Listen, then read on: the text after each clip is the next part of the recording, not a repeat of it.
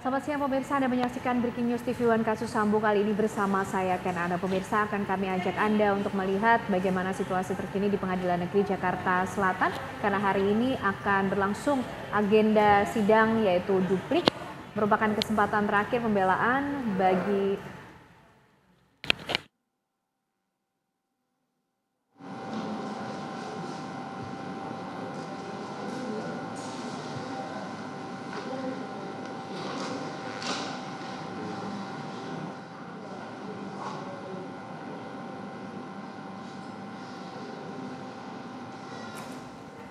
Ya pemirsa, Anda menyaksikan Breaking News TV One kasus Sambo. Kali ini bersama saya Ken Ana dan kami akan ajak Anda untuk melihat bagaimana situasi terkini di Pengadilan Negeri Jakarta Selatan, di mana hari ini akan berlangsung agenda sidang yaitu pembacaan duplik atau kesempatan pembelaan terakhir bagi para terdakwa di kasus obstruction of justice.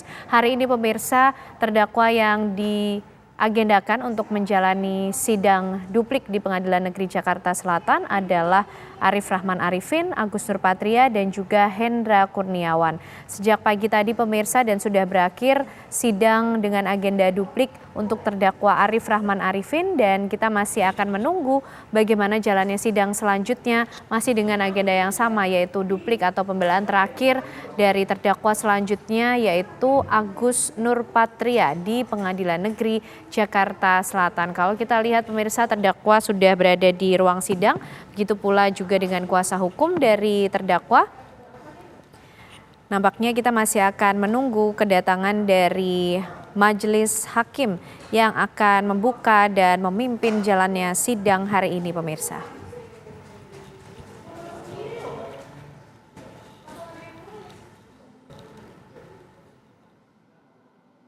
Sebelumnya pemirsa, pada tanggal 8 Februari 2023 juga sudah berlangsung agenda sidang duplik untuk terdakwa obstruction of justice atas nama Baikuni Wibowo dan juga Cuk Putranto, di mana sudah diagendakan pula pembacaan vonis untuk kedua orang terdakwa ini akan dilangsungkan pada tanggal 24 Februari 2023.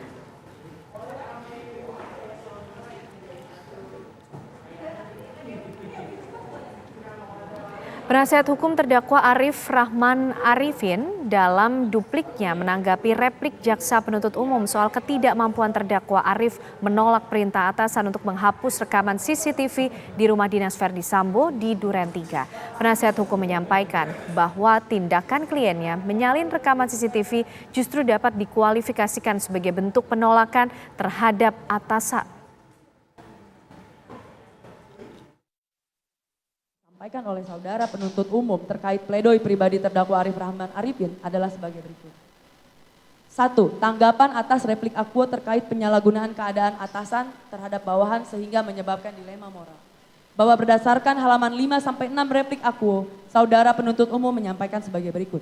Senyatanya pasal 6 ayat 2 huruf C di atas, terdakwa Arif Rahman Arifin dapat saja menolak perintah dari saksi Verdi Sambo dan melaporkan hal tersebut kepada atasan dari saksi Verdi Sambo. Dalam pledoi penasihat hukum terdakwa, terdapat lampiran petikan putusan sidang Komisi Etik Kode Polri atas nama Arif Rahman Arifin, nomor putusan dianggap sudah dibacakan, yang menyatakan bahwa terdakwa Arif Rahman Arifin pada saat Wakaden B Biro di Propampori tidak menjalankan tugas dan wewenang dan tanggung jawab profesional dan prosedural sebagai bawahan, tidak menolak perintah atasan yang bertentangan dengan norma hukum, serta melakukan permufakatan dan pelanggaran KEPP sebagaimana atasan telah memberikan perintah yang bertentangan dengan norma hukum dan sebagai atasan telah menggunakan kewenangannya serta tidak bertanggung jawab. Bahwa kami penasihat hukum berkeberatan dengan pernyataan saudara penuntut umum sebagaimana dijabarkan di atas, dikarenakan berdasarkan alat bukti keterangan saksi Arif Riyadi Arifin, alat bukti saksi psikolog forensik Nathanael Sumampau, alat bukti ahli psikiatri forensik Natalia Widiasi, dan alat bukti surat nomor 10 berupa presentasi dari ahli psikiatri forensik. Maka telah terbukti bahwa setiap orang memiliki atau mempunyai reaksi yang berbeda untuk menolak perintah atasan.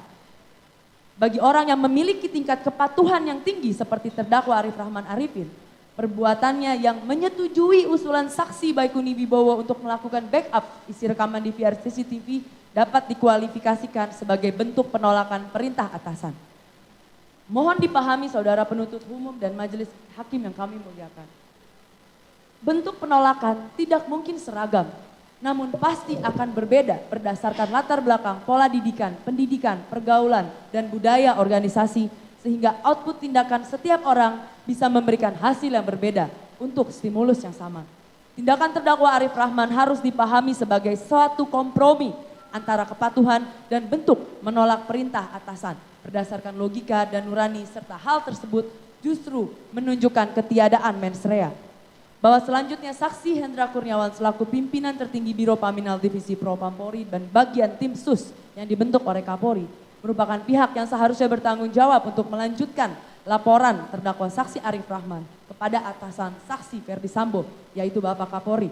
Namun malah melaporkan temuan tersebut kepada saksi Ferdi Sambo dan menempatkan terdakwa Arif Rahman dalam keadaan sulit hingga tertekan, telah menyebabkan terdakwa Arif Rahman Arifin kehilangan percaya diri dan dilema moral untuk mengambil tindakan melawan perintah saksi Ferdi Sambo karena tidak adanya faktor dukungan atau belonging. Hal ini secara ilmiah dapat dijelaskan sebagaimana terbukti berdasarkan alat bukti keterangan ahli psikiatri forensik Dr. Natalia Widiasi yang menyatakan sebagai berikut, bahwa terkait dengan hierarchy of needs diperlukan terpenuhinya unsur perasaan didukung atau belonging, yaitu keadaan di mana seseorang merasa akan didukung dan membuat orang percaya diri untuk mengambil keputusan tertentu, di mana unsur tersebut terbukti tidak terpenuhi karena terdakwa Arif Rahman telah melaporkan isi temuan rekaman DVR namun tidak mendapat dukungan dari saksi Hendra Kurniawan sehingga menyebabkan dirinya terpaksa melaksanakan perintah saksi Ferdi Sambo. Mohon perhatian majelis hakim yang memeriksa dan mengadili perkara akuo.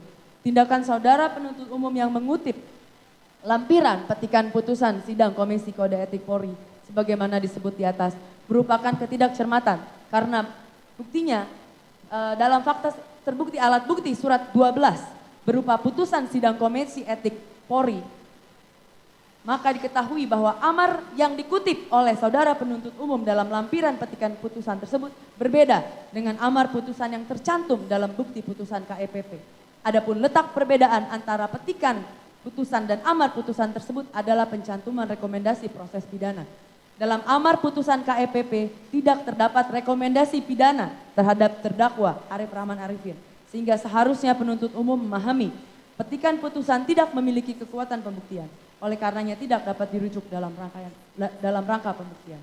Adapun yang dapat dijadikan rujukan argumentasi dalam rangka pembuktian adalah putusan KEPP dan bukan lampiran petikannya. Karena berdasarkan SEMA nomor 1 tahun 2011 tentang perubahan atas SEMA nomor 2 tahun 2010 tentang penyampaian salinan dan petikan putusan, diketahui bahwa secara prinsip salinan putusan merupakan turunan putusan yang diterbitkan, sedangkan petikan putusan merupakan kutipan isi dari putusan yang memuat amar putusan. Bahwa selanjutnya tindakan saudara penuntut umum yang mendasarkan argumentasinya pada petikan amar putusan yang belum berkekuatan hukum tetap merupakan tindakan tidak cermat dan tidak sesuai dengan kaidah hukum.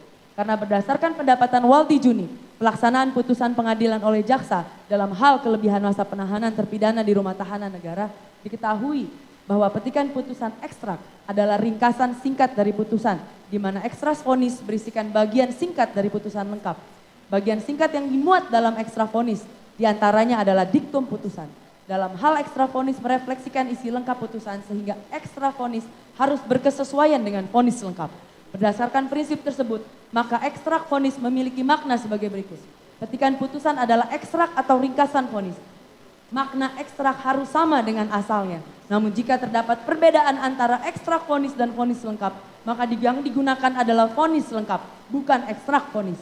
Sehingga berdasarkan hal tersebut, seharusnya saudara penuntut umum memahami bahwa petikan putusan yang nyata dan jelas berbeda dengan vonis lengkap adalah dokumen yang cacat hukum sehingga harus dikesampingkan dan demi hukum tidak patut dijadikan rujukan dasar argumentasi. Bahwa selanjutnya tindakan penuntut umum yang mendasarkan argumentasinya pada petikan amar putusan yang belum berkekuatan hukum adalah tindakan yang ceroboh dan tidak sesuai dengan kaidah hukum.